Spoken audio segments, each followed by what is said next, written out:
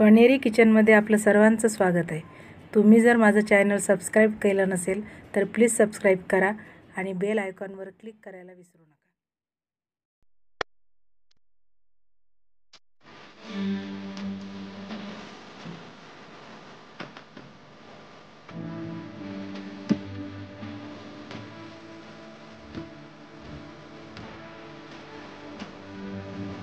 आज आपण बनवणार आहे खेकड्याचं कालवण।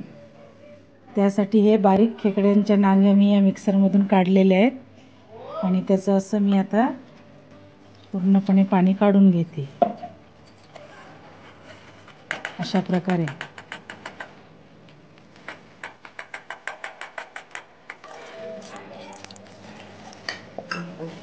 हे असं पाणी घेऊन कंटिन्यू त्याला काढायचं,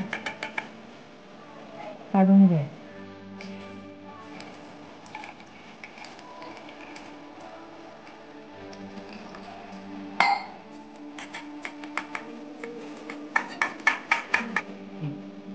हे बघा असं मी पाणी काढून घेतलेलं आहे।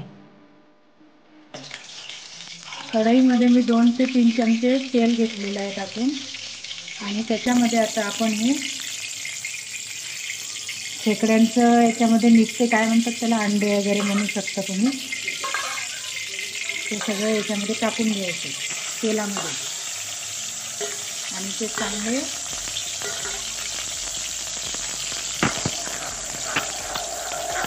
फ्राय करून घ्यायचे।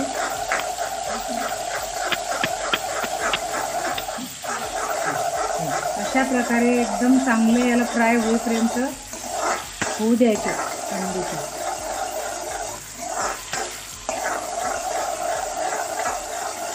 त्याचा एकदम चांगला असा वास येतो आपल्याला।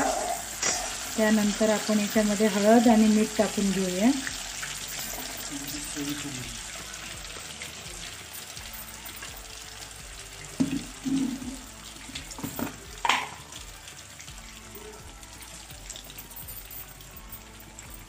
थोडं जास्त टाका मीठ करतानाच, मग परत टाकायचं काम पडत नाही। यानंतर आता आपण हा काढलेला खेकड्यांचा कट म्हणू शकतो आपण याला, तो टाकून घेऊया।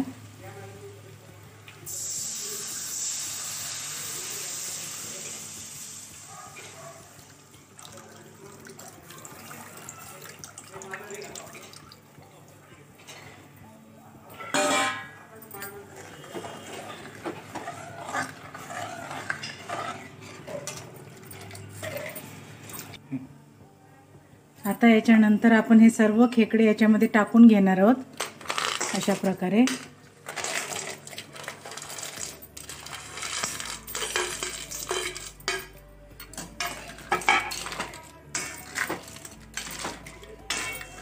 डायरेक्ट भाजी न करता हे असे जर केले ना तर खूप चांगली भाजी होते याची।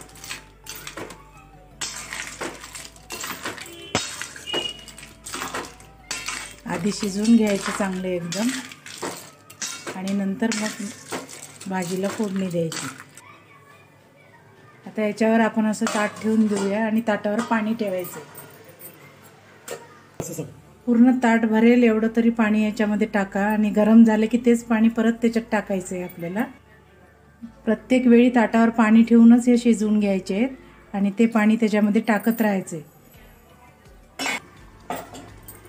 5 ते 10 मिनिट झाले, पाणी अशा प्रकारे गरम झालेलं आहे। असं यामध्ये टाकून घ्यायचं आणि थोडं फिरवून परत त्या ताटावर पाणी ठेवायचं।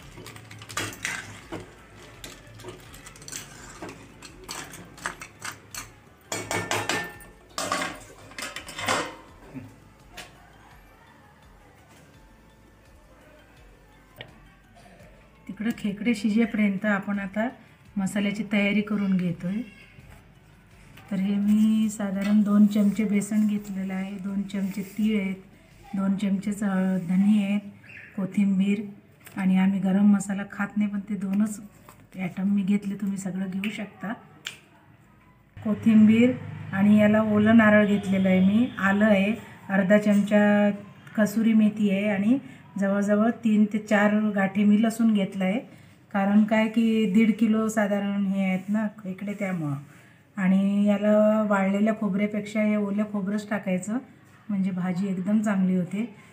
ह्याच्यामध्ये तुम्हाला सांगते, हे 1 2 3 4 एवढेच ॲटम फक्त भाजायचे आहेत. बाकीचं हे सगळं आपण कच्चं वाटून घेणार आहे. तर आता मी हे भाजायला जाते आहे.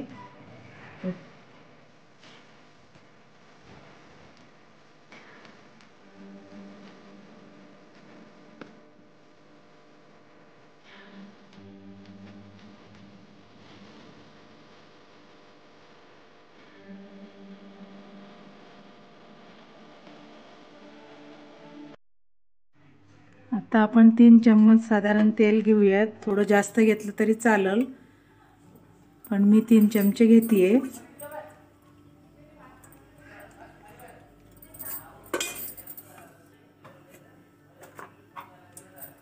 कारण आधी आपण टाकलेलं तेल आहे ना थोडंसं, त्यामुळं जरा कमी घेतेय मी.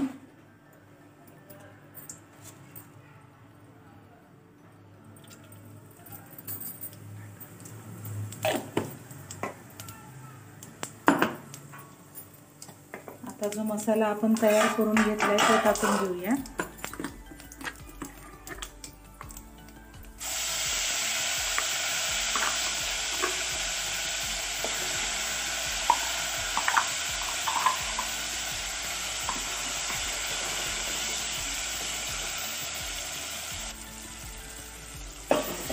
अशा प्रकारे मसाला एकदम चांगला परतून घ्यायचा आहे आपल्याला, कारण आपण त्याच्यामध्ये नारळ आणि लसूण हे सगळं असं कच्चंच टाकलेलं आहे ना, त्यामुळं मसाल्याचं तेल सुटेपर्यंत चांगला परतून घ्या.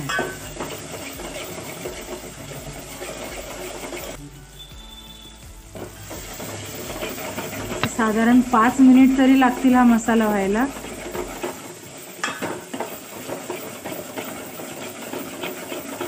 त्यानंतर आपण त्याच्यामध्ये तिखट मसाला, हळद सगळं टाकणार आहोत.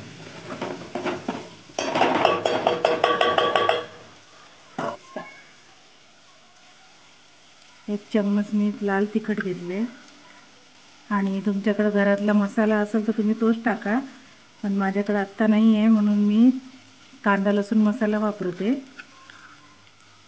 जितकं तिखट लागत असेल तुम्हाला तेवढं टाका. आम्हाला जास्त लागते त्यामुळे मी जास्त टाकते.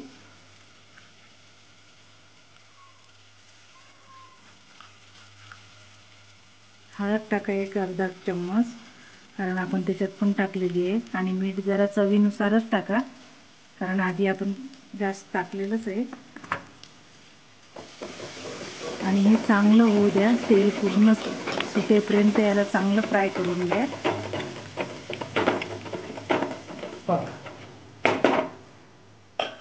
अशा प्रकारे मी हे मिक्सरच्या भांड्यातलं थोडं पाणी याच्यात टाकून घेते.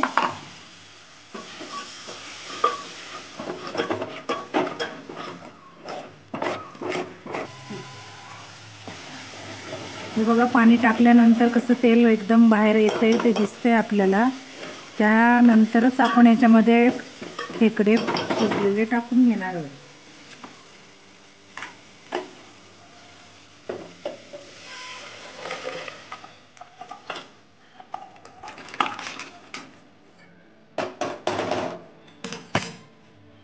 तुम्ही अशा प्रकारे जर भाजी केली ना तर तुम्ही बघाल किती छान चव होते याची.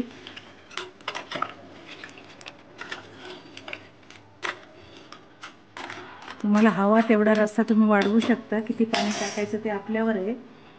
पण तरी पण खूप जास्त पाणी असलं तर ती भाजी चांगली होत नाही, त्यामुळे थोडं कमी पाणीच टाका.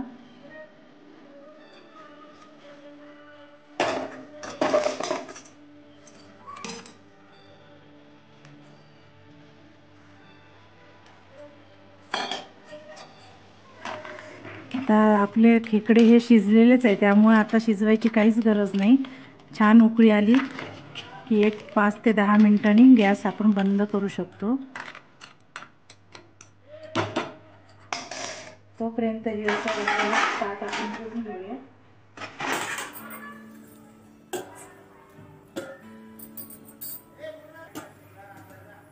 जोपर्यंत भाजी उकळत आहे तोपर्यंत तुम्हाला जर माझा हा व्हिडिओ आवडला असेल तर लाईक आणि चॅनलला सबस्क्राईब करायला विसरू नका.